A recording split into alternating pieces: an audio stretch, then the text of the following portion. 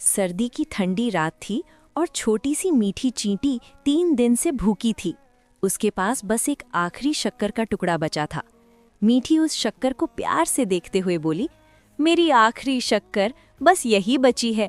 मुझे बहुत भूख लग रही है और कल सुबह तक यही मेरा खाना है। बाहर तेज तूफान चल रहा था।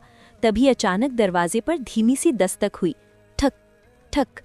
मीठी ने दरवाज़ा खोला तो देखा कि एक कमज़ोर और बीमार तितली दरवाजे पर गिरी हुई थी।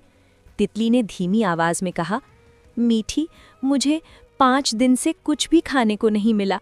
मुझे बहुत भूख लगी है, शायद मैं अब बच नहीं पाऊंगी। मीठी ने अपनी आखिरी शक्कर की तरफ देखा और फिर तितली की तरफ देखा। वो सोचने लगी, मैं भी 3 दिन से भूखी हूँ। अगर मैं ये शक्कर खा लूँ तो मेरी भूख मिट जाएगी, लेकिन अगर मैंने मदद नहीं की तो तितली दीदी मर जाएंगी।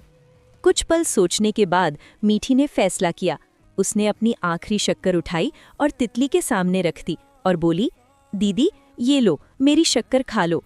तितली ने हैरानी से कहा, लेकिन ये तो तुम्हारी आखिरी शक्कर है।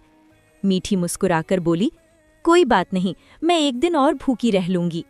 तितली ने धीरे धीरे शक्कर खाई और उसकी ताकत वापस आने लगी। थोड़ी देर बाद तितली आराम से सो गई। मीठी ने अपने खाली पेट को देखा, लेकिन फिर भी मुस्कुराकर बोली, कोई बात नहीं, कम से कम तितली भी दी बच गई। अगली सुबह जब मीठी ने दरवाज़ा खोला तो वो हैरान रह गई। बाहर ढेर सारा खाना रखा था।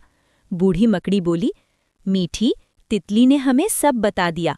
टिड्डा बोला, तुमने अपनी आखिरी शक्कर दे दी। चमगादड़ बोला, इसलिए हम सब तुम्हारे लिए खाना लाए हैं। तितली ने मीठी को गले लगाते हुए कहा, तुम सच में बहुत अच्छी दोस्त हो। और उस दिन मीठी ने सीखा कि जब हम दिल से दूसरों की मदद करते हैं तो दुनिया भी हमारी मदद करती है। बच्चों, याद रखो, शेयरिंग इज केयरिंग और बांटने से खुशी बढ़ती है। ऐसी ही और प्यारी कहानियों के लिए हमें सब्सक्राइब करें।